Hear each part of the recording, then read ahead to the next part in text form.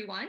It is with immense pleasure that I welcome our amazing panelists and our audience on Zoom and Facebook Live to this inaugural webinar organized by the Voices Youth Team, an intergenerational panel discussion on multidisciplinary perspectives on a world free of nuclear weapons. My name is Kehkashan Basu. I am the lead of the Voices Youth Team and the founder-president of Green Hope Foundation. Voices is a cooperation circle of the United Religions Initiative. Its purpose is to assist in the effort to abolish nuclear weapons through peace building and conflict transformation, and who, for the past 10 years, have met each month to work towards nuclear abolition. So I feel that it is quite opportune and relevant that we should gather during these turbulent times to seek pathways and solutions to give the greatest gift to humankind. And that is a world that is free from the menace of nuclear weapons. And how ironic is it that when nations are literally on their knees from the impact of COVID-19, trying to find resources to buy the desperately needed vaccines, that they still don't think of stopping the continued wasteful expenditure on nuclear arsenals and weapons of mass destruction? And while I hold leaders accountable, I also question us citizens for accepting this. Is it complacency? Is it ignorance? Is it a lack of empathy, or combinations of all of them? And unless we're able to change this apathy and rouse people, we will not see change. Our world is at a crossroads, and while the pandemic has caused immense pain and hardships, it has also brought about a realization that it is time to do things differently. There is talk of building a new normal, and we must seize the moment to transform today's challenging scenario into an opportunity for rebuilding better. This is the objective of our gathering today, an intergenerational congregation of voices, each of us united in our common passion of turning the dream of a nuclear weapons-free world into a reality. Now more than ever before, we need to collaborate, allow cross-pollination of ideas and network through multilateral platforms to finding ways of mitigation to this issue that has defied our efforts for the last 8 decades. So I am extremely pleased to welcome our experts today, the Right Reverend William Swing, President and Founding Trustee, United Religions Initiative; Leona Morgan, Coordinator, Nuclear Issues Study Group; Ambassador Thomas Graham, former Special Representative for President Clinton for Disarmament, Arms Control, and Non-Proliferation; Pragna Vasupal, Head of Events, Green Hope Foundation Global; Marilyn Turkovich, Executive Director, Charter for Compassion; Peng, Youth Member, Soka Gakkai, Malaysia; and Monica Willard, United Religions Initiative UN Representative. Before we begin, I would like to inform our audience that if you do have questions, please do leave them in the Q&A box or raise your hand on Zoom or put your questions in the comments section on Facebook Live, and we and our panelists would be happy to answer your questions. So with that, we shall begin our panel discussion. And the first question that I would like to ask is, and this is directed to Ambassador Graham, how do we tackle mindsets such as blind patriotism as seen in the nuclear states that hinder the progress of the nuclear disarmament movement? You're referring to blind patriotism among the nuclear weapon states in the question, and I don't think that's what it is at all. I don't think really, well, in patriotism in a sense, I suppose, but there's 3 reasons why that I can think of that why countries have attempted or actually acquired nuclear weapons. They were the superpowers at the beginning. The United States acquired nuclear weapons because we were afraid that Hitler was going to get them first and dominate the world during World War II. The Soviet Union acquired nuclear weapons because we had. And there was never a serious attempt. Well, there's only one serious attempt at the very beginning, the Baruch Plan, but that fell by the wayside quickly, and little was done for non-proliferation. And it spread to Britain and France, and their purpose was simply to achieve great power status. It wasn't patriotism, it was prestige. And then the other three, China, arguably, other four actually, China claimed they were doing it for defensive purposes, but I think it was prestige for them as well, regardless of what they said, because of the Soviet Union and the Western states. The other four, India acquired nuclear weapons for prestige. They claim it was fear of China, but it was actually prestige. They thought about it, argued about it since 1948 before they finally did their first tests. And then Israel was survival. Pakistan, that was survival. And North Korea, that was survival. So those are the reasons that could, in my view, in any case, why the 9 states that have nuclear weapons have acquired them. And in order to achieve worldwide disarmament, some of those questions are going to have to be asked. How does Pakistan, how does Israel, how does North Korea assure its security without nuclear weapons? You have to answer that question, and other questions as well that countries like Iran that doesn't have nuclear weapons at this point might ask. Thank you so much for sharing that with us. And yes, it has been about prestige, and for some people, some countries, survival as well. And of course, we have to ask that important question, and governments have to do that, that how do they assure security to their citizens, but without nuclear weapons that threaten all of humanity? So that brings me to the next question, which is, in your opinion, where were we, where have we come, and what lies ahead in the next 10 years in our quest for nuclear disarmament? So, Marilyn, we shall begin by hearing your views.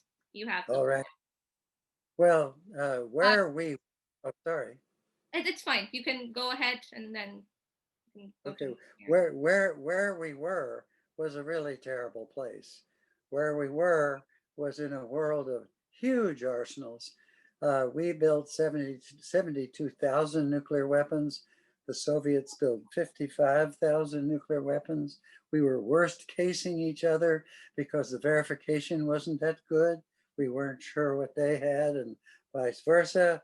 Everything was on the launch on warning policy, under launch on warning policies, which meant that there were at least six incidents which came down to the last 2 or 3 minutes before one side or the other, and they were on both sides, launched their nuclear weapons first.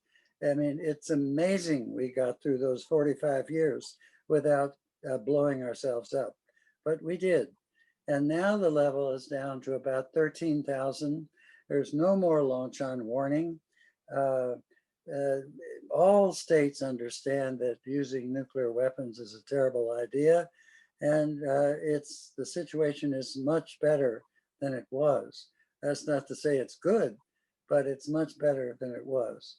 But the Non-Proliferation Treaty came along to in 1968, entered into force in 1970, which prevented and worked very well, prevented the spread worldwide of nuclear weapons. John F. Kennedy very much feared that would happen. He called it the greatest danger and hazard that faces the world. That is the spread of nuclear weapons all over the world. That didn't happen. It stopped at a far lower number than JFK predicted. He predicted 25 at least, and we're at 9. So that's somewhat of a success. But in recent years, and also the strategic arms limitation process brought the numbers down considerably, contributed to bringing the numbers down.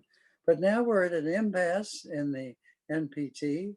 We can't bring the Comprehensive Test Ban Treaty into force, which is the political price that, or the principal part of the political price that the nuclear weapon states were supposed to deliver in exchange for the rest of the world giving up nuclear weapons. And that's never been achieved. And now there's a problem in the Middle East, a serious conflict between the Arabs and the Israelis over the Israeli nuclear weapon program. And that's at a stalemate also. Both of those threaten the viability of the Nuclear Non-Proliferation Treaty. And then looking ahead 10 years, one has to be deeply worried about the ability to control the spread of nuclear weapons and along with that, the number, because climate change is coming down the road. It's already on us. We're having huge wildfires and big storms, which are symptoms of climate change. And gradually, countries are going to start to lose their arable land. It will become desert and lose their fresh water sources. Already 2 billion people in the world are short of water. And that's something that human beings have been fighting over for the last 3,000 years, food and water. And it'll be no different now, except that smaller countries that don't have nuclear weapons, that have neighbors that have armies and are larger, are going to be tempted to acquire nuclear weapons to defend what they have vis-a-vis the depredations of climate change. So this is a time of immense urgency to strengthen what we have as much as possible, to strengthen the NPT and try to move toward the abolition, but it better happen fast because, I mean, you know, in a few years, because climate change will largely prevent it from happening unless we stop climate change, which I hope that we do. Absolutely. Thank you so much, Ambassador Graham. And it is a time to take urgent action now. So I shall now give the floor to Marilyn to share her views with us. Marilyn, you're on mute. Okay. Okay, thank you. Building on what Tom said, wouldn't it be incredible if everyone understood the severity of what Tom has raised? And we don't. I think the majority of the world's population has just shoved the whole nuclear issue in the back of the closet. And, you know, that's just part of humanity, isn't it? We always find ourselves dealing with the crisis in front of us. And we often lack the holistic picture that we need to have. And I'm reminded of the wonderful book that David Corton wrote, Change the Story and Change the Future. So as we sit here and we talk about, you know, what has gone on in the past, and it's so important, we can't move forward really constructively and knowledgeably unless we do understand that past that is so much a part of everything that Thomas has been talking about. We have to not glide along that same path. We have to change the story. And maybe sometimes I remember, and many of you probably remember this as well, outline your story before you write it. Well, I could never do that. I always had to write my story and then I did the outline. And I think that, that's where we are.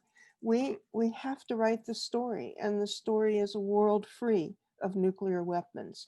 It's a world that's open to beginning to understand the interdependency on which we have come to live and rely on for good or bad. And that is part of our future.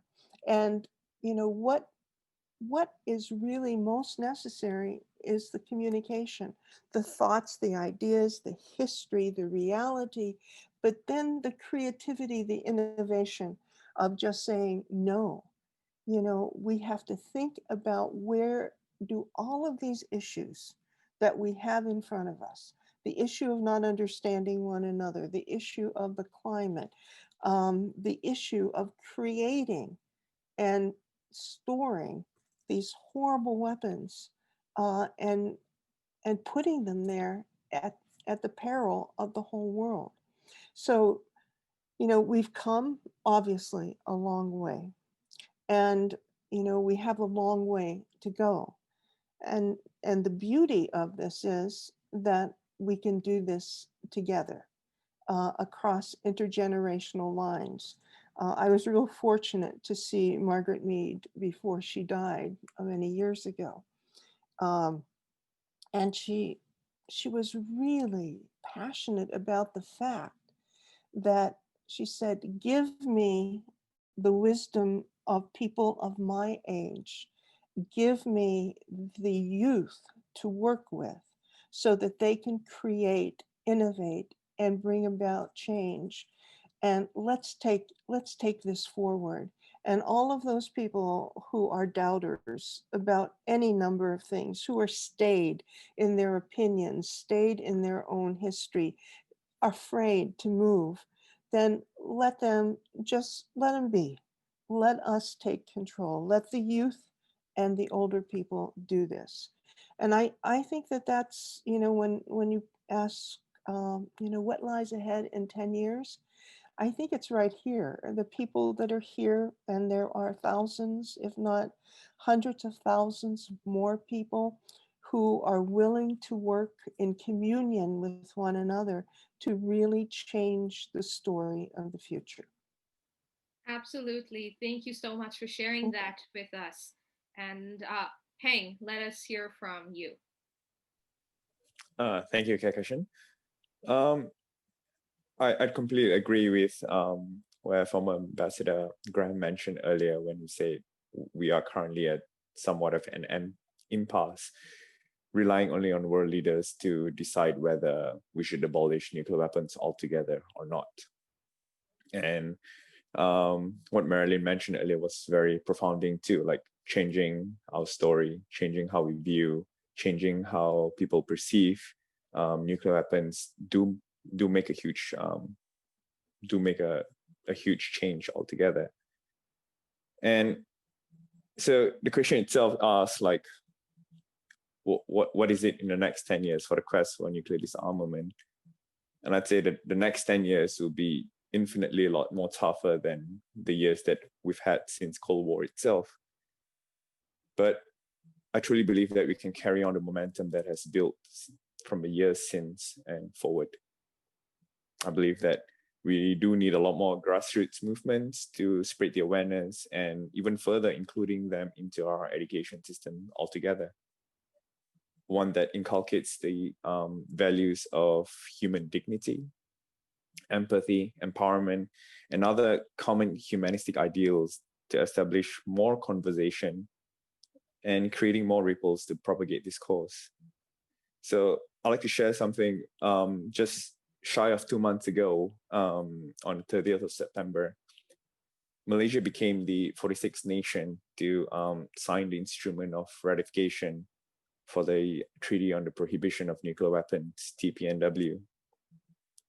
It was a moment of mixed emotions for myself and countless other Malaysians out there. Because for one, we felt that it was definitely overdue. But more importantly, we began asking ourselves, what now? What is our next step?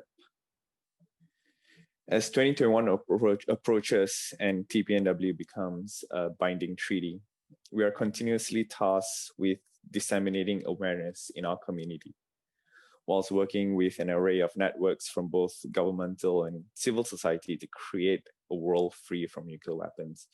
And I'll even stress further where it's not just nuclear weapons itself, but we need to eradicate that mindset that allowed nuclear weapons to exist in the first place, not just the weapon itself, but the ideas that permits their existence altogether. Thank you. Absolutely. Thank you so much. We do definitely need to change our story, as Marilyn said, and that does begin with our education systems, with our mindset change, and of course, taking actions on the ground and not just waiting for governments to take actions. And thank you so much for sharing that with us, because right now we are living in very trying times, at a time when we've seen that the gross inequalities that have been highlighted by the pandemic, and these inequalities are world faces on a daily basis. So how has this changed your outlook towards the threats to our existence, such as nuclear weapons? So Pragna, let's hear from you. Thank you so much, Kehkashan, and I am so happy to be part of this important discussion today.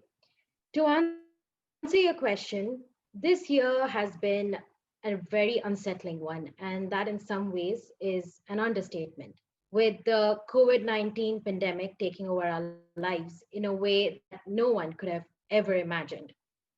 It is also quite ironic that this year marks the 50th anniversary of the NPT, and it is also 75 years since the fateful twin bombing that destroyed Hiroshima and Nagasaki. The nuclear club is quite infamous, and it grasped the COVID excuse to postpone the review of the NPT, which was supposed to be held in March 2020. This was a major setback.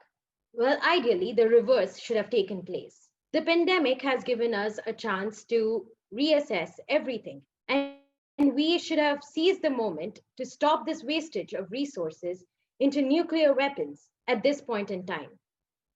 When the virus hit, none of the countries were sufficiently equipped to handle the billions of dollars that was spent on the modernization of nuclear arms were spent on healthcare facilities.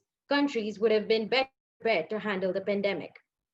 The irony of the whole situation is that the same countries that were worst hit by the virus continue to hold on to their arsenals, and some, like India, ahead and increased their spending, test firing the hypersonic technology demonstrator vehicle, while gloating about being only the fourth country in the world after the US, China, and Russia to develop and test this technology, while millions of its citizens moved it deeper into poverty. Even after witnessing the drastic consequences of the pandemic, countries have still not defunded or redirected their funds. The pandemic has, as you said, revealed the gross inadequacies of our governments and the fragility of our social infrastructure. The pandemic has brought even the mightiest of nuclear nations to its knees, putting the test of our perspective that the acquisition of nuclear weapons makes nations mightier. As representatives of civil society, we need to demand greater accountability from these nations. When one country falls back on its commitment or withdraws from a nuclear non-proliferation policy, it creates a domino effect. This urges other countries to do the same in the name of national security. We should start approaching the problems of nuclear arms proliferation proactively. We also need to force political leaders to make rational decisions to prioritize saving lives over the accumulation of mass destruction weapons. The virus has proven to know no boundaries. We need to learn from this. There is hardly a better example than COVID-19 for the need for international cooperation and multilateralism. Just like how the coronavirus was not being taken seriously in the beginning, the threat of a nuclear war is also being ignored. We should not have to wait for another nuclear explosion to realize its consequences and finally start acting proactively on this situation. Thank you so much for sharing that with us, Pragna. And yes, we should not treat the nuclear weapons issue like we did COVID-19 and be so grossly underprepared for tackling an issue such as this. So thank you for sharing that with us. And we all know that nuclear weapons are probably the greatest threat to all of creation. So the next question that I would like to pose is, what is the role of faith and faith-based organizations in nuclear disarmament? And how does the absence or inclusion of faith affect the nuclear disarmament movement? And for this, I would like to begin by asking Bishop Swing. So Bishop Swing, you have the floor. Bishop Swing, you're on mute. Thank you so much. In terms of faith, from a Christian perspective, when you open up the Bible, it starts at the very beginning of the creation story. And for us, it all comes down to the creation story. And in that story, there was one tree of the fruit of one tree. Don't eat that. You can eat everything else, but don't do that. Because if you do that, it's going to destroy the garden. It's going to destroy life as we know it. And people have argued, what's that apple? Or what's that fruit? And for me, that fruit is nuclear weapons. It is antithetical to everything in the garden of creation. There's one thing that could bring it all down, and to create the antithetical fruit is blasphemy. There's only, everything is procreation. Nuclear weapons are anti-creation, the ultimate blasphemy, the ultimate, and all religions know this. So all religions write statements, and nobody reads those statements. It's kind of like, okay, we did our job, we wrote a statement. But how many times have you heard a sermon preached in a church or a synagogue or a mosque on nuclear weapons? Probably never in your life. How many youth groups have ever tackled the issue of nuclear weapons? Probably never in religious settings. I heard Jerry Brown, the former governor of California, say he went to Washington to talk to the legislators, the Congress, about nuclear weapons, and he said no one was interested. Well, maybe a few. If you go to the world of religions, they got it intellectually, but they don't have it viscerally. They don't have it in a way that can bring you out on the street or bring you up into the pulpit to let her rip.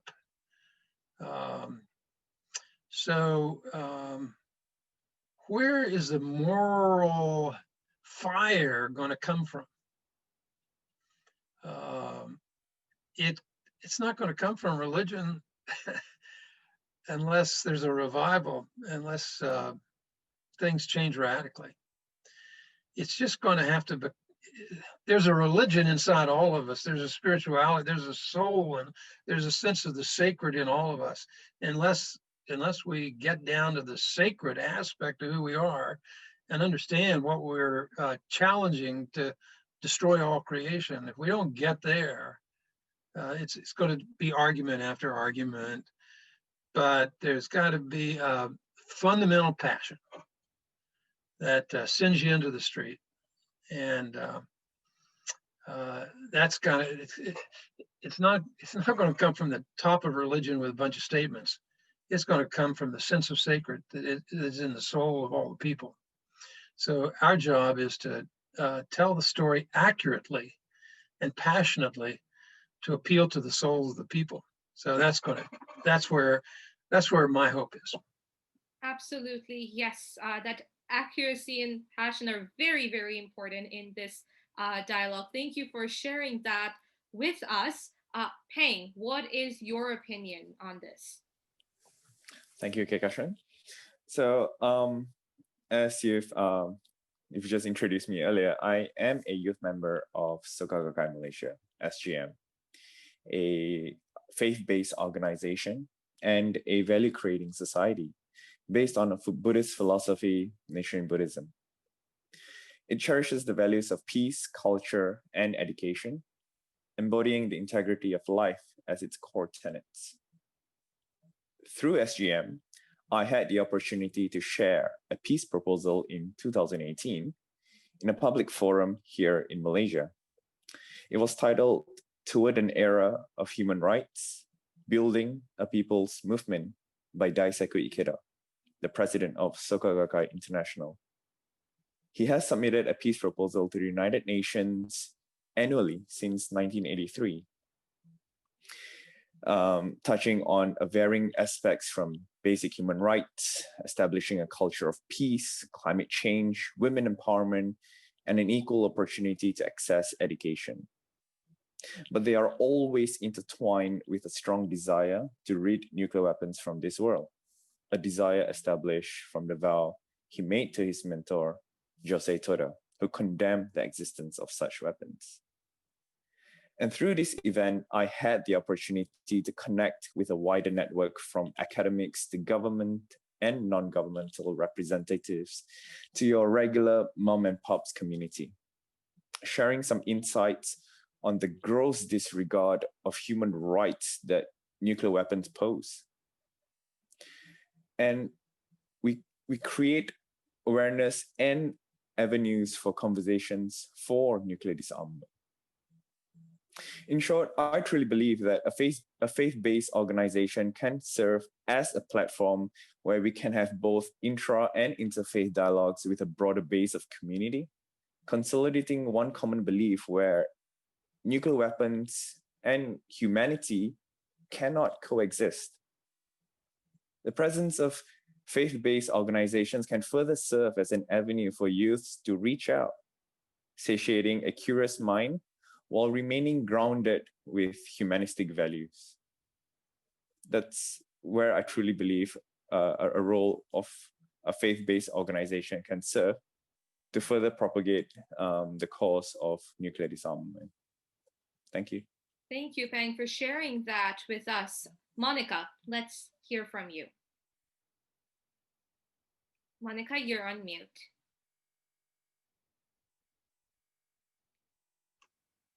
Thank you for that reminder. I am honored to be on this call with you. And I think when I look at the role of faith leaders and faith organizations in this particular issue, I go back to the prayer we started with just as panelists, the nuclear prayer, and the beautiful prayer that Bishop Swing wrote, where it's talking about lifting the fog of atomic darkness that hovers so pervasively over our earth. And then he says, your earth, in mentioning a greater power. And I think about this in terms of individual actions, but also collectively. The Pope has come out very strongly against nuclear weapons, the threat of nuclear weapons, and supporting the nuclear test ban treaty. It has been not just the documents that Bill mentioned, but it is that lack of translation into the pews. And it is our jobs to really do that. And the voices of youth and the voices combined through intergenerational work is really important. And there are two things that I'd like to share that made a difference for me. And I hadn't even thought about this for a long time, but when we were covering under our desks, preparing during the nuclear crisis in Cuba, there was also a call to go to the Coliseum in Los Angeles. That Coliseum hosted the opening of the Olympics.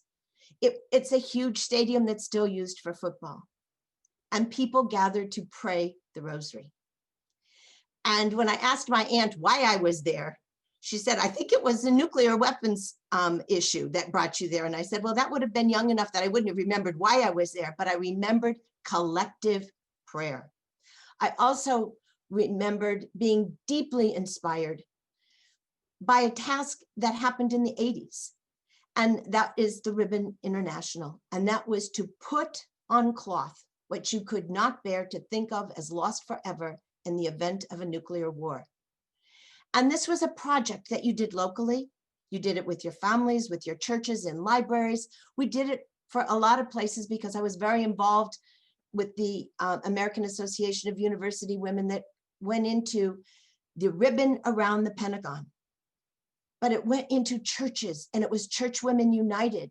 And this was before the internet, and cloth panels were made holding the hopes, dreams, and prayers of people to end nuclear weapons. And quite honestly, when they cut in half, thank you so much to the work that went into the nuclear negotiations in the 80s and those which voices highlighted in our recent movie, the one in Reykjavik, and looking at eliminating an entire classification of nuclear weapons. But when the weapons started coming down, we focused more on the earth and the environment. And the weapons issue of nuclear weapons went from 1 million people on the streets of New York and in every church around. But the environment seemed to take over. So to me, our real mission right now is to protect the earth with the basic premise of nuclear weapons are genocidal and suicidal, and we cannot protect the earth and have nuclear weapons. That combination is vital in our hearts and in our prayers.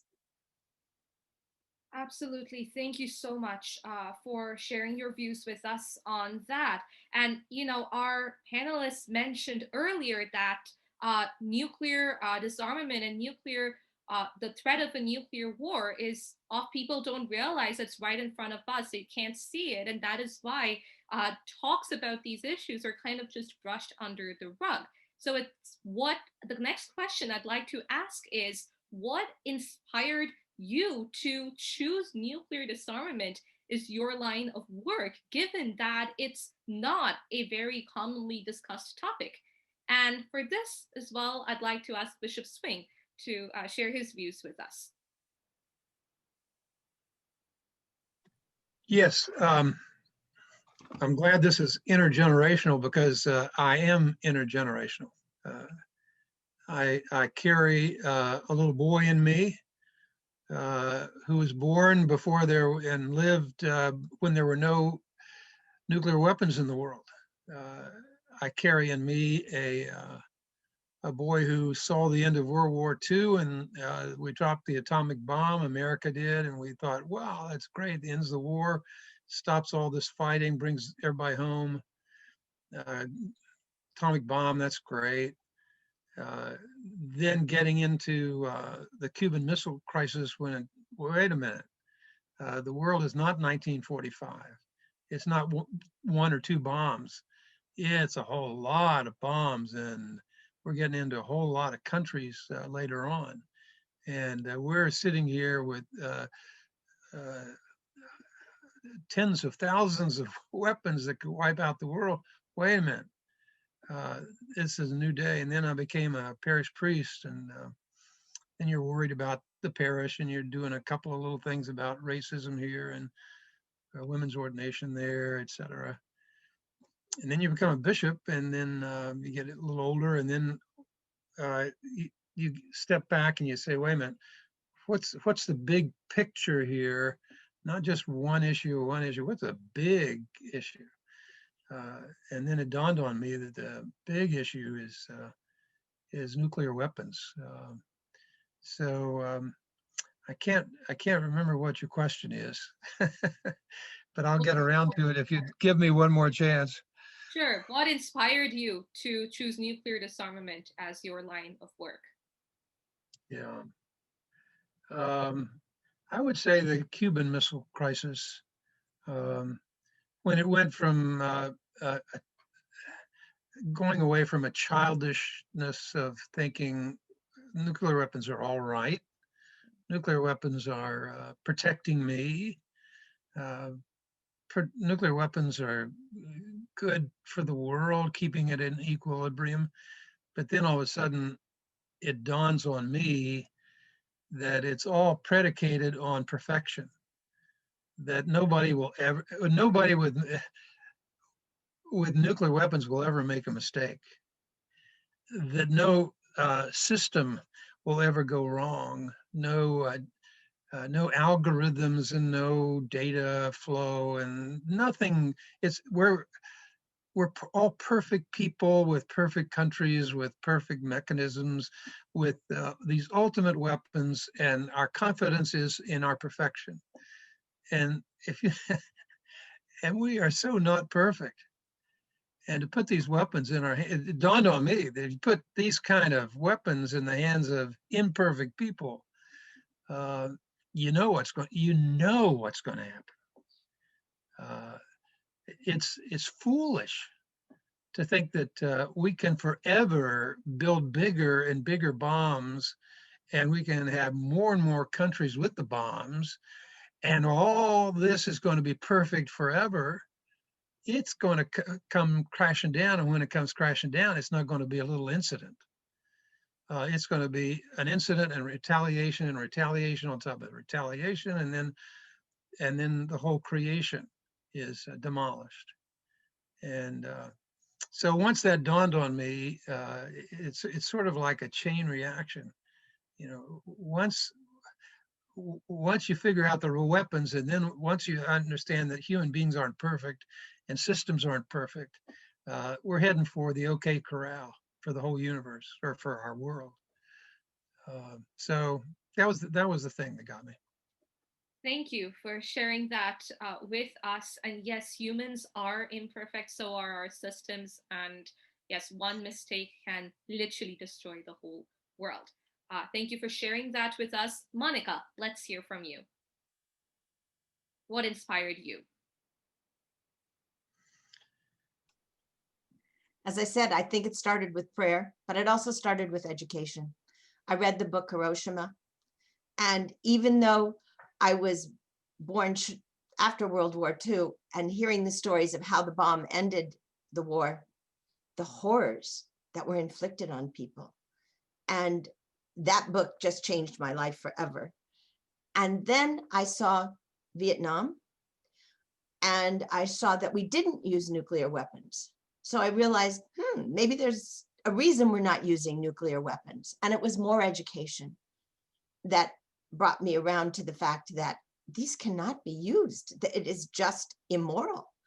And I couldn't give you all of the statistics on the power of bombs, but to me, it is not only heartbreaking, it is an absolute moral affront to put our science, our education systems built on destroying the planet. It just doesn't make sense. And I think about the quote from Eisenhower about how and he didn't even talk about nuclear weapons, it was that every bullet deprives food and hunger and education from others, because the money and the expertise and the sense of the patriotism or prestige, as Tom put it, why are we putting it into destruction? We can call back for better, and it's demanded of us. And I so appreciate the intergenerational approach as we look at what we know. As Bill said, We know the end story. Marilyn, thank you. We start at the last page and work backwards. We can't afford to get to the last page of that nuclear accident, nuclear use of force, prestige. This is not prestige. This is absolute insanity, and we must make a better choice now. Absolutely, it is insanity, and the onus is really on us right now to be able to take that extra step towards achieving a world free of nuclear weapons. Thank you for sharing that with us. Leona, let's hear from you. What inspired you to join this nuclear disarmament movement and choose it as your line of work? Thank you. Thank you so much for inviting me today. And I actually don't work on nuclear disarmament directly. I live in the Southwest in the United States, and my people are Diné. We have our reservation up there. You might call it a reserve, and it's within our traditional homelands of our four sacred mountains. And this is an area that has been mined heavily for uranium.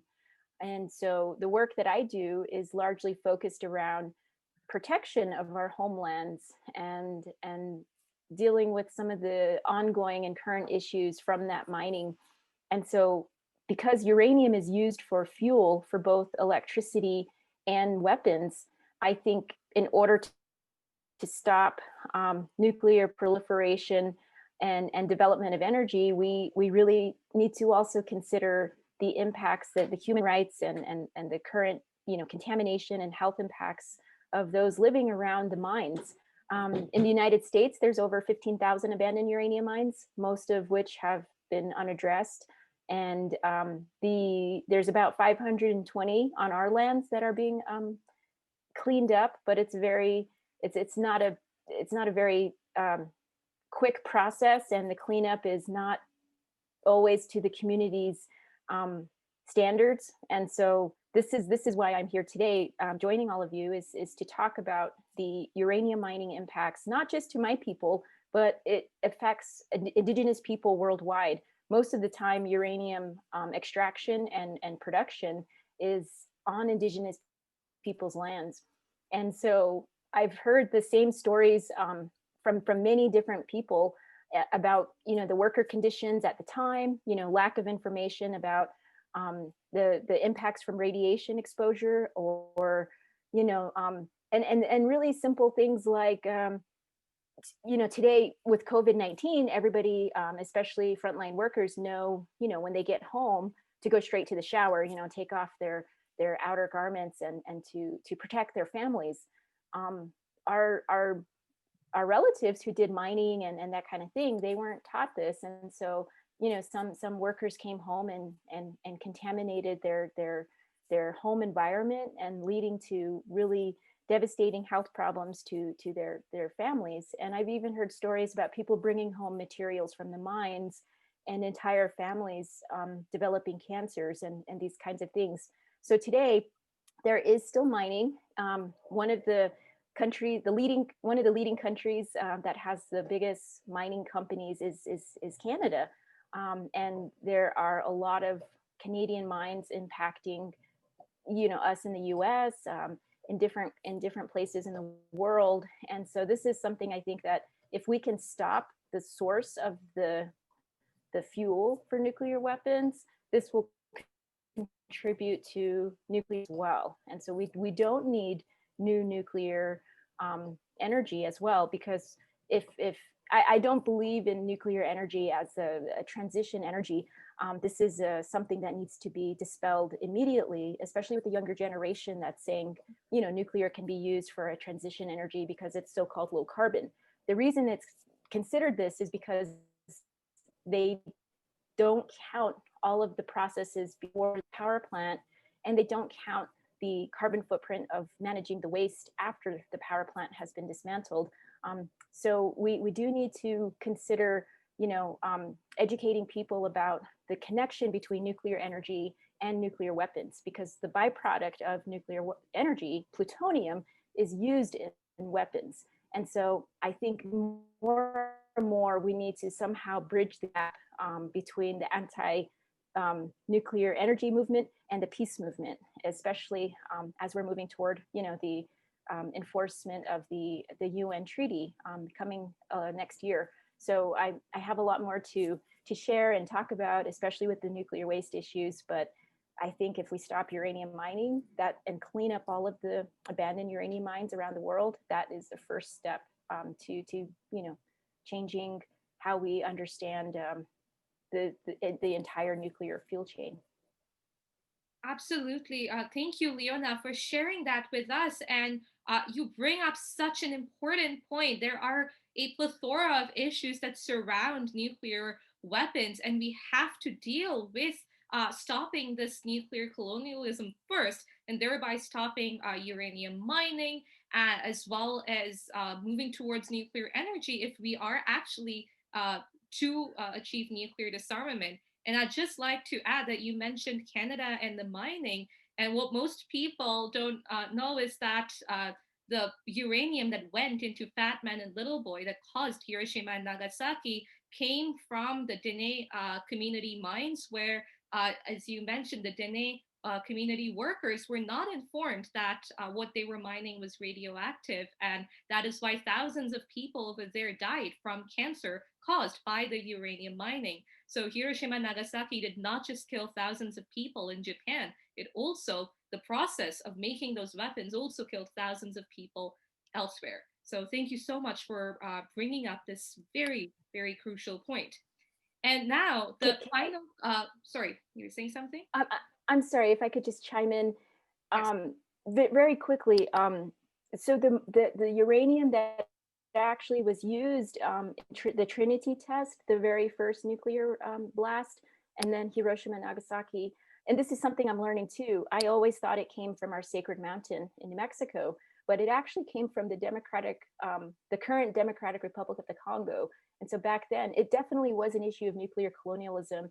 And so this is something I've been in contact with some people in Africa who are dealing with this, because the Shinkolobwe mine, it produced uranium that was very powerful, 65% uranium, whereas today we're mining uranium that is less than 1% uranium.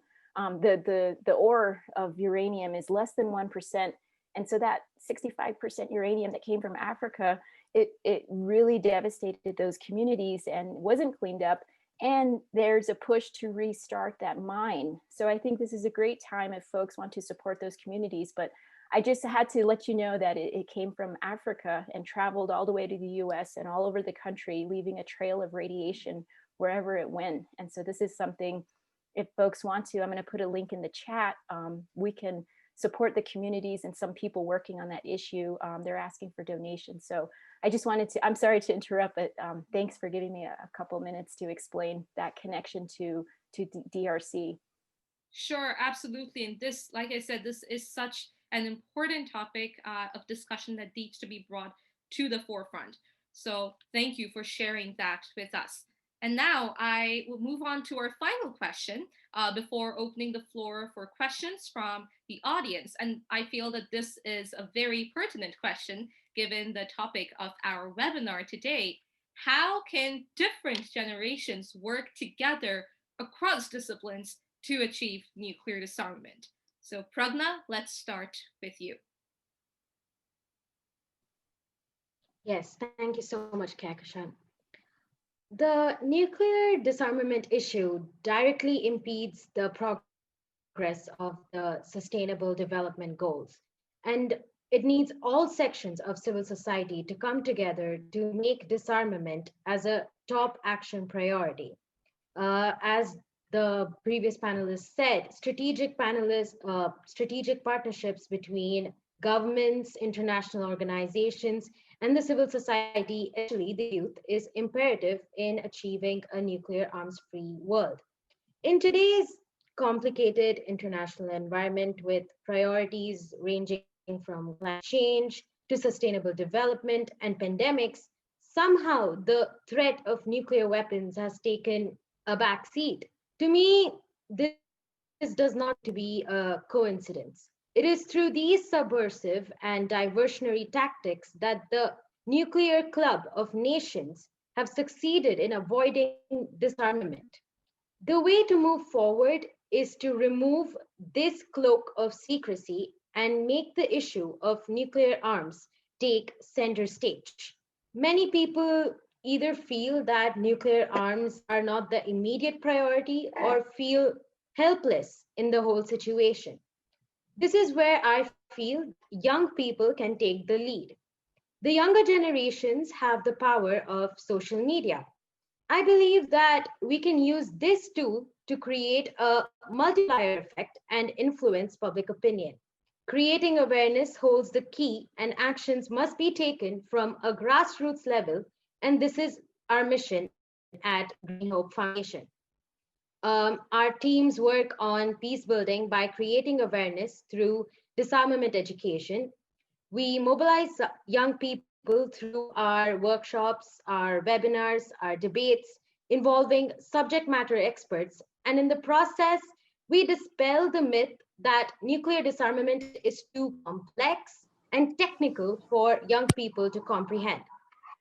Incidentally, our youngest voice is only 6 years old.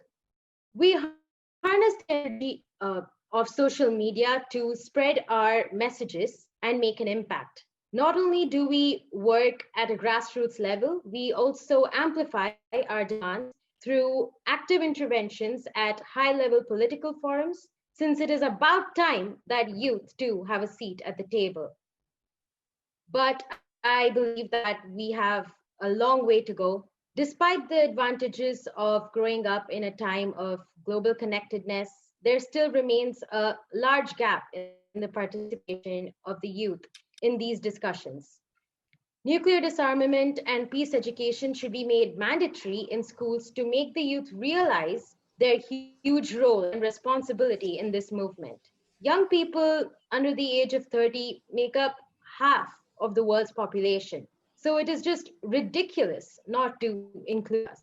We need to demolish the patriarchy and bureaucracy that prevent our engagement in this process. Laws, agendas, policies need to change. But to make that happen, we need more young people and women in parliament and in corporate boards. At the same time, younger generations need to understand and acknowledge that we have a huge responsibility. We have proved time and again that if we are educated, encouraged, and empowered, we are capable of making a difference. Thank you so much, Pragna, for sharing that with us. And definitely, we need that cross generational dialogue and multidisciplinary dialogue so that all of us can work together to achieve our dream of a nuclear weapons free world. So, thank you once again. Leona, please share your perspectives on this question with us.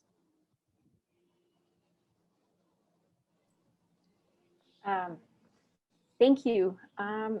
Yeah, I think right now, and just to preface my statement again, I work more currently on the nuclear waste issues that are created from nuclear energy development, because right now we're in New Mexico, we're facing a proposal to build the world's largest nuclear waste dump. And this would be a nuclear waste dump for more than double the amount of waste that even exists in the United States. And the people that I work with, they all consider me youth. They think I'm a young person that can help to carry this fight on for the next generations. But I'm on my next birthday, I'm going to be 40 years old. And so to hear that you all have a representative of a speaker who's 6 years old is just incredible. And I would love to work with people at those very young ages to open their minds to this work, because in the United States, and I see this internationally as well, that the people doing this type of work are predominantly older white men.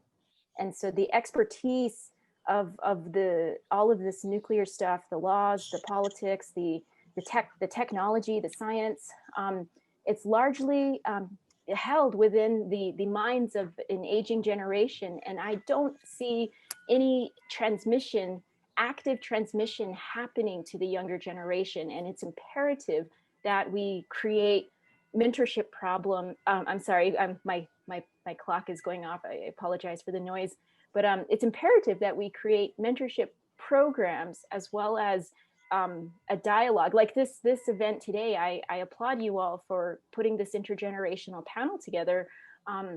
But I think besides public events, we do need, for me personally, when I learned about uranium mining, because my family was getting sick, and there was proposals for new mining. I got involved in 2007 after I graduated from college. They didn't teach about uranium mining in schools. And I went to high school less than 20 miles from the world's largest uranium spill that occurred in Church Rock, New Mexico. And being so close to this spill and not knowing about it is wrong. We need to educate our young people. And if this is through the formal education process within schools, that's one way. I like the talk about the youth programs within the faith-based communities. That's another avenue. I'm honestly not sure what's the most effective way, but I know that the need is there, and it's huge. This is one issue that I sometimes lose sleep on, knowing that the wealth of knowledge and information could all of a sudden go away as we're beginning to lose our elders who have been in this fight for a long time.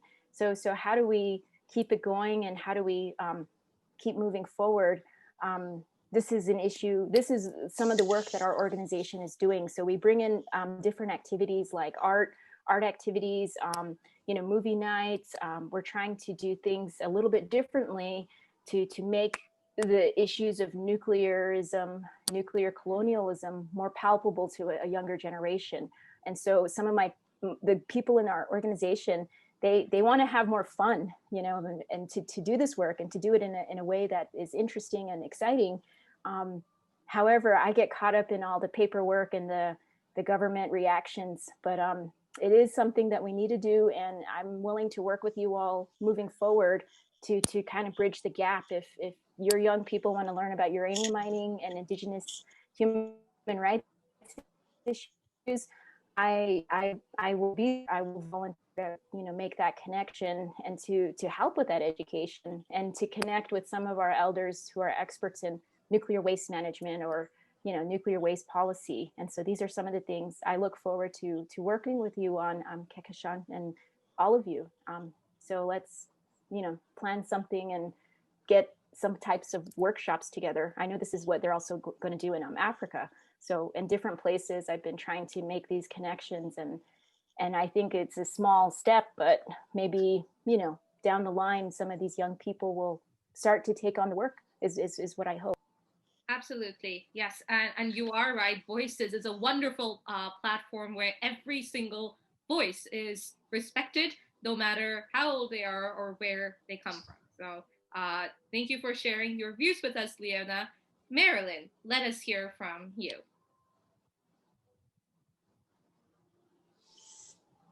I'm not sure where to start. Leona, I'm so touched by all of the work that you're doing. And, I'm from the Charter for Compassion. And, I probably need to say something brilliant about compassion at this point. That, the founder of the Charter for Compassion, Karen Armstrong, said that it's all we have left as a people, that we need to act on each other's behalf. And Monica told us about the importance of education. And I think it really is true that we need to deal with this at every single level and at every opportunity that we have. And when Monica and Bill were telling their stories, I thought, my God, I grew up in the atomic age. I was under the desk. We had these drills because we were frightened of what was going to happen. I was a little kid, and I remember one night my parents went to friends' homes just not too far from my house, and a huge siren went off. And that siren in communities was a warning. It was a test warning, but I didn't know it was a test warning. I thought the nuclear bomb was coming. And you know, as probably a 6-year-old, you know, I was like, I'm going to die just like they did in Hiroshima and Nagasaki, and I'm going to do it all by myself. And so I think that, you know, we have to tell the stories. We have to bring back John Hershey's book that Monica referred to. We have to watch films like Chernobyl. I mean, how could you watch that series without being touched? I watched last night the film, I guess it's a new popular film about the life of Madame Curie. And what a powerful film that was. I can't imagine that every high school student's going to sit down and watch that film. But it's just a wealth of information. You know, I think that we have to change people's we have to bring back missing pages of history. They're totally hidden from us. People don't understand the urgency of this moment. They don't understand uranium mining. They don't understand like that final chord that might be struck. So education, I think, is really extremely important. And I think, you know, we need to work with educators. We need to work with students who are willing to put forth a commitment to bring back those pages of history and rewriting the new pages of history. Absolutely, and it is our hope here that, you know, we are able to do that, and with great success, so that we can at least turn this dream into a reality. So thank you so much for sharing that with us. Education is absolutely critical, especially in such trying times. And, you know, this has been such an enlightening discussion. Thank you so much, panelists. And it has truly brought together voices from across myriad disciplines. And I'm sure we have questions from the Voices Youth team and the audience. And here, once again, I'd like to say that if you are on Zoom, please either raise your hand or put your questions into the Q&A box. And if you're joining us from Facebook Live, please leave your questions in the comment section, and we shall try to get to all of the questions to our panelists. So with that, I see that the first hand that is raised from the Voices Youth team is Isaac Thomas. So Isaac, you have the floor.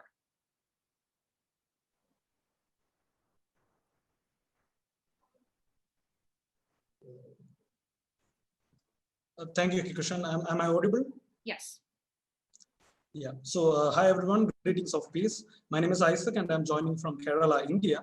I'm one of the Global Council Trustees for United Religions Initiative and a team member of the Young Voices for a World Free of Nuclear Weapons group. First of all, let me thank all the panelists for this inspiring and informative session.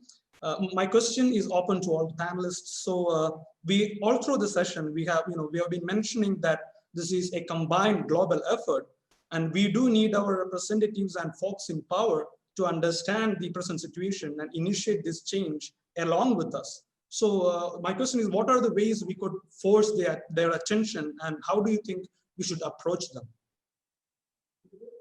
Thank you, Isaac, for your question. Would any of our panelists like to take that? Yes, Monica, let's begin with you.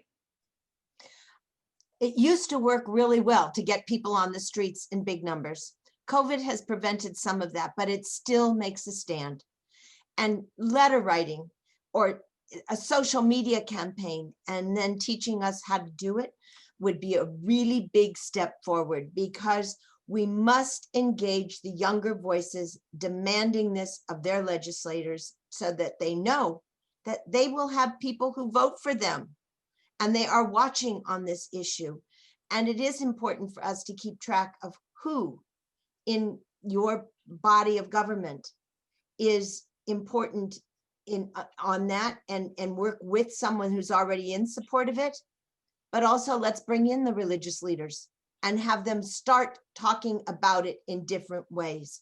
And let's cause a real bottom up, top down discussion, because we are really looking to you to link in hands and move it forward with good information and a style that is only yours to share with us. Thank you, Monica. Would anyone else like to answer the question? I Yes, think Bishop. coalition Oh, yes. building is really essential. And when I say coalition building, I think that, you know, if we had people like Leona, if we had Monica and Bishop Swing, but we had youth groups, and what we started to do is to work together to educate each other, and then to say, you know, to act compassionately, because compassion is action, and you know, what's the most necessary action that we can do. And I think that Monica's right. You know, we can make a loud noise if we do it together. Absolutely. Thank you, Marilyn. Bishop Swing, you had your hand raised.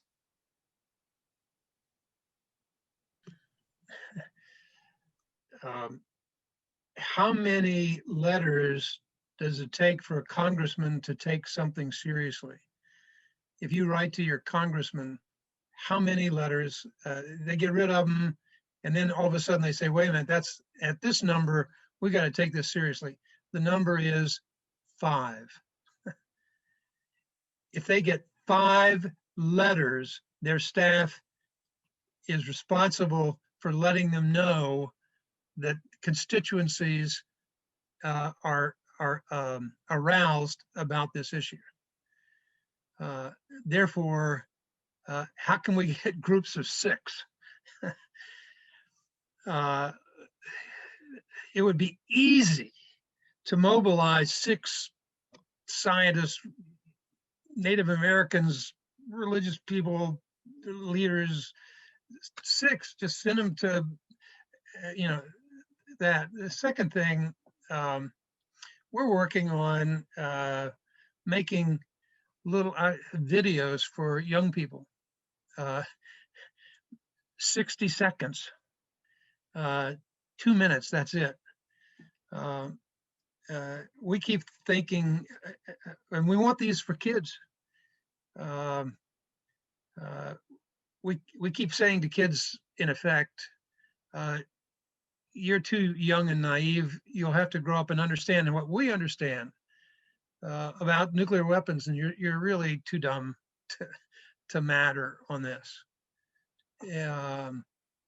But the kids are, they might not know about throw weight or whatever, how many weapons, but they know about Cinderella, and they know about Superman, and they know about mythology, and they know the good and the bad in the story. And if we can translate, what we got to do is translate the nuclear issue into the mythology that young people, the little kids can understand. We're not going to convert a whole lot of 65, 70-year-olds. They're where they are. But we can bring a whole lot of young people along if they could see it in their own mythical terms, or create their own myths out of their own imagination. If we give them some verbal, visual images to allow them to grow up into this. So I think there are a lot of ways to do this. Thank you so much, Bishop Swing. Yes, Pragna. Yes, I completely agree with Bishop Swing, and that's exactly what we see at Green Hope Foundation. the wealth of unique knowledge that children bring in is just truly amazing. Absolutely. And that is why we are having this discussion today with a multi-generational dialogue. So thank you for your answers. Vincent, you had a question? Yes, thank you very much, Kehkashan. And I'd like to express my thanks to all the panelists as well. So before I begin, allow me to better introduce myself. My name is Vincent. I'm actually a member part of the Voices youth member. At the same time, I'm also a Soka Gakkai member, just like Peng Hooi here today. So my question is more of a personal note to our panelists itself. Because when we talk about certain issues, like for instance, environmental and financial issues, for instance, people may be much more interested to work on it rather than things like the nuclear abolition. So my question would be, what keeps you going, especially when nuclear weapon is something, the prohibition as well as illegalizing the nuclear weapon will actually take decades to come. So like, what keeps you going to do what you're doing in ensuring that nuclear weapon may not be in the face of the earth anymore? Thank you for that question. I think it's a very pertinent question. Would any of our panelists like to answer that? I'd love to answer. Okay, Bishop Swing and Peng. The people I work with keep me going. I love to work with Marilyn. I love to work with Monica. I love to work with Isaac and everybody. If it's just a lonely little task that you're doing by yourself, this is impossible for me. But if I get more and more people of great moral stature inside them to work with, they keep me going. Thank you so much, Bishop Swing. Peng, you had unmuted yourself. Yep. Where should I start? I think back then, what really troubled me was nuclear weapons pose a sense of, it makes us feel powerless. At least it made me feel very powerless to the fact that I can't do anything about it. That's what I thought back then. And earlier when we've mentioned that there aren't many youth involvement in this, I guess as a youth myself, I could speak, I hope I could speak on the behalf that it's not that we do not want to talk about it. It's more on the fact that it made us feel hopeless, and hopelessness is horrible. But because we do not have proper communication with everyone else as to how we can approach nuclear disarmament altogether, how can we make efforts, disregard of however insignificant they are, but we can still make an effort. And I guess from my perspective, from my experience at least, it was the opportunity for me to share in that peace forum back in 2018 until today, annually, where I could work with students and youths across the varying disciplines itself to continuously share the peace proposal itself to the community and share with them the fact that nuclear weapons itself pose a just a gross disregard to human rights. And I think the one solution, at least that I found through my journey since 2018 was okay, perhaps I'm not as powerless as I seem to be anymore. I'm no longer feeling hopeless, because I truly believe that the one solution that I come across is dialogue, cross-generational, cross-faith, cross countries, and people of power, people of within your community itself. And here I'd like to share a quote that I wholeheartedly believe in by Daisaku Ikeda.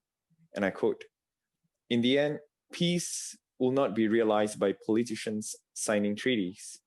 True and lasting peace will only be realized by forging life-to-life bonds of trust and friendship among the world's people. Human solidarity is built by opening our hearts to each other. This is the power of dialogue," unquote. I truly believe that lasting peace can be achieved through dialogue between people. And that goes for nuclear disarmament as well, dialogue. Thank you. Thank you, Peng. Monica. I want to thank you for this question, Vincent, because I don't think we've put enough emphasis into talking about part of what we do is for the future generations. And it is so important for us to be able to think not just of ourselves living in this point at this time, but this world, this planet, this universe. And for me, it's been a joy to use nuclear weapons as one of the things that I can talk about with my grandchildren. And I use the prayer anytime, a number of times a day, because I sign every email with it and everything else. May peace prevail on earth. And to know that to do that is not a singular issue. It involves not just us, but our ancestors, those who died for peace, and protecting the planet, and those that we are building a future for.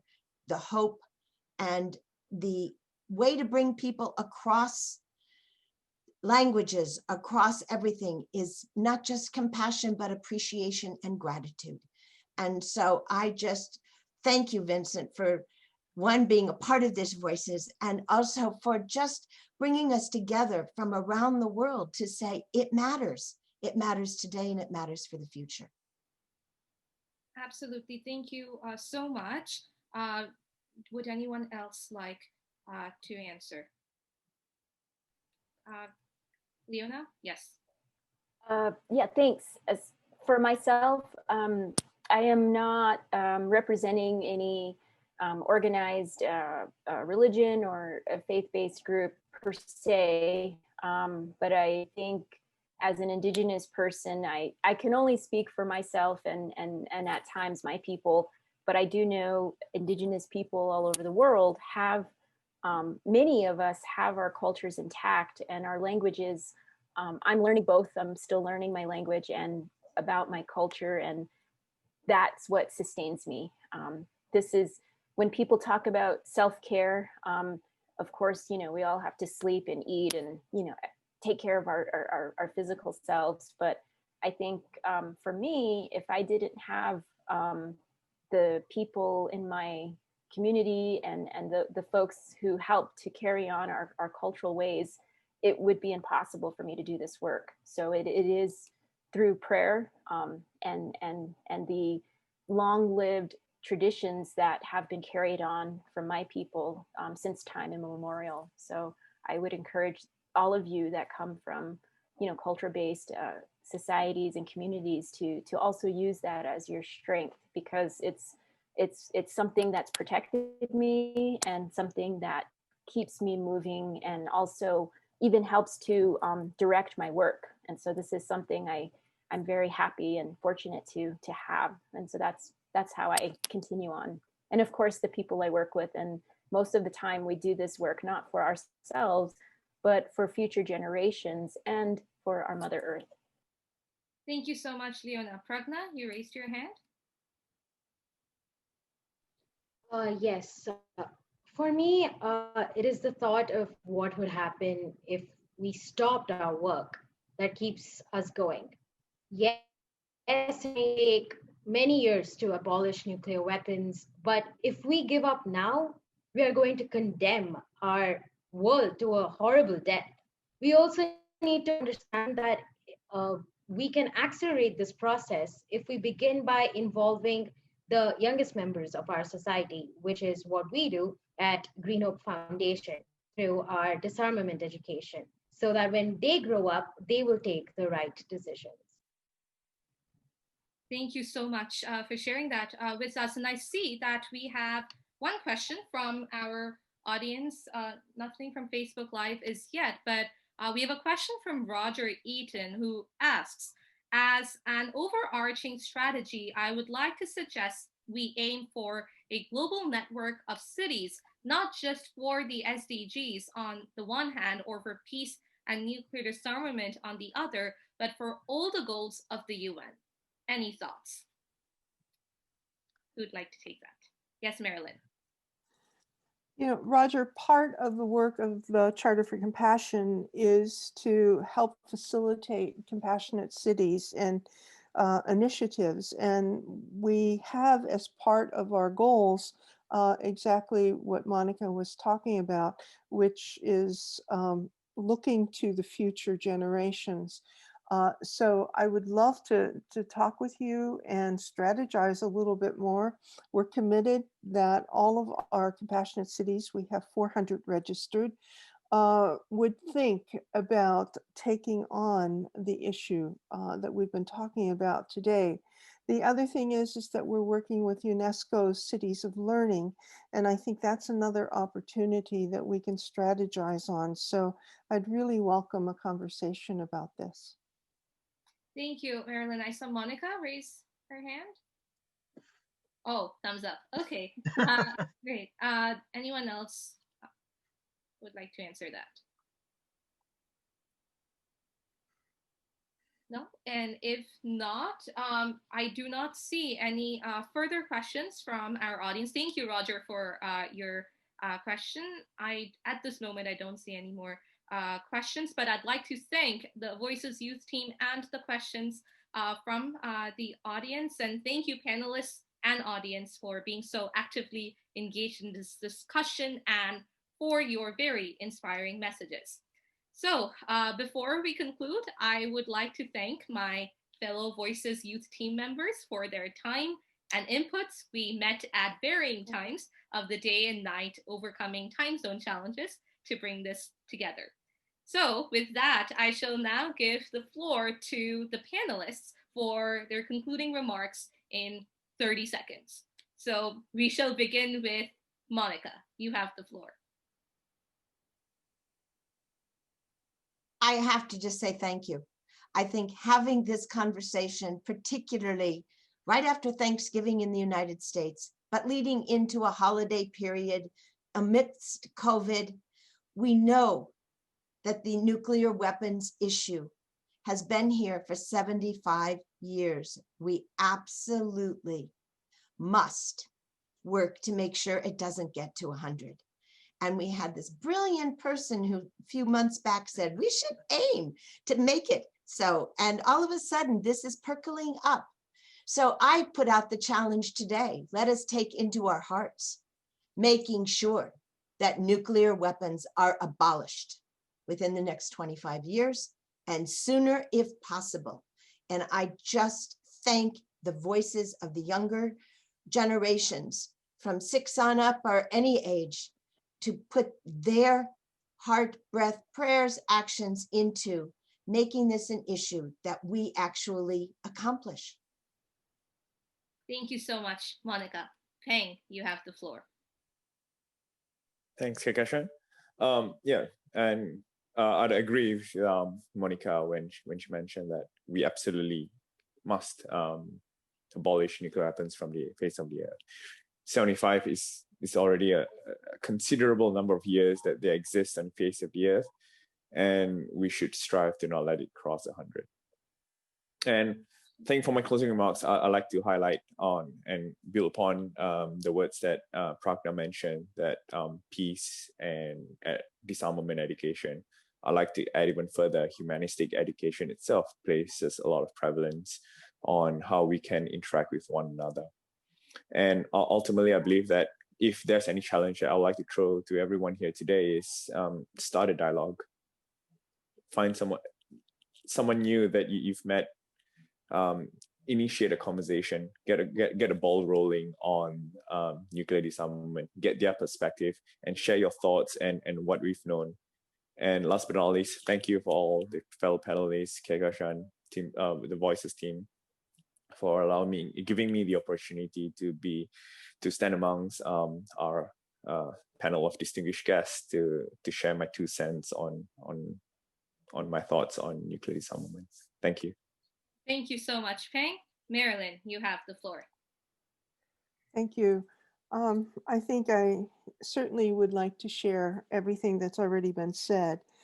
I believe truly that this is an interconnected issue. It's interconnected with the climate, the challenges that we have to save the earth. it's interconnected with the communication barriers that we have with one another. You know, it's almost as if many years ago, you know, people were asking the question, do you feed people in Ethiopia, or do you teach them how to be farmers? For the issue of sustainability, you certainly have to do both. And so, you know, I'm going to go back to that coalition building, that the issues that we have in front of us are not singular issues. They are interwoven, interconnected, and that we have to strategize to figure out how is it that we bring a new level of consciousness to understand. You know, you come to a level in consciousness that you realize the oppression that you live in. And, you know, it doesn't matter where we are in the global community, but we have to find ways to really challenge ourselves to come to a new consciousness so that we, you know, as I said in the very beginning, that we can really change that story. Thank you so much, Marilyn. Pragna, you have the floor. Yes, I would just like to conclude by saying that we need to start holding the nuclear club accountable for their actions and demand transparency on these issues. We need to dispel the myth that nuclear arms provide a sense of security. We need to teach students from a younger age about the consequences of nuclear arms and educate them about their role in this movement. We also need to provide more opportunities for the youth to express their opinions so that we can truly achieve an intergenerational solidarity and cross-generational dialogue and collaboration. We faced the dreadful consequences of nuclear weapons years ago when the first nuclear bombs were dropped on the Japanese cities. And we should not commit this mistake again. Yet, 4,000 active nuclear warheads capable of mass destruction. And I believe that we owe it to ourselves and the future generations to mitigate this problem of nuclear proliferation within our lifetimes, because further procrastination can only have cataclysmic consequences. Lastly, at Green Hope Foundation, we say we want books, not nukes. Thank you. Thank you, Pragna. Leona, you have the floor.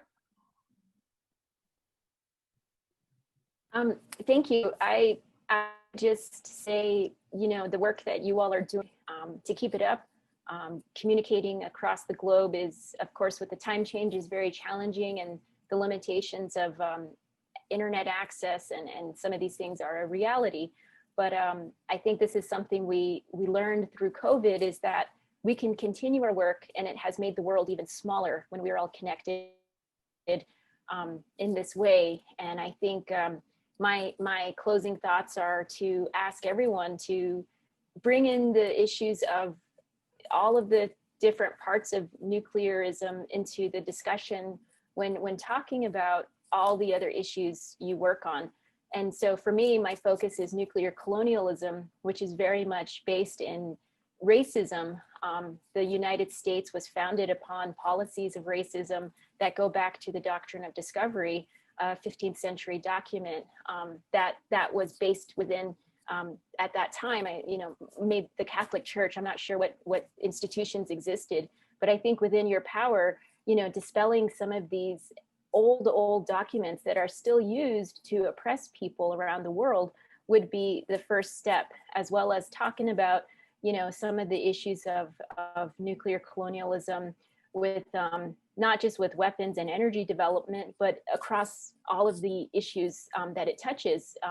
Intersectionality is a term, I think, that can be quite limited, but there are issues when it comes to contamination of our food sources. So we can talk about reproductive justice, we can talk about all of the fights across the world. And I just ask you to bring in these topics when you're dealing with these things, especially in the climate fight, that nuclear energy is not a solution to climate change and that we should not push it. And then to educate on why, so, talking about nuclearism, nuclear colonialism in all fights. And this is what I hope people can do, and to take, some messages that we learned today and then expand on it by learning and watching other talks that are available online. I can share some links in the chat, and I just want to end by saying thank you for the conversation, and thank you for the invitation. And I look forward to getting to know you all and working with you more. Yeah. Thank you, Leona.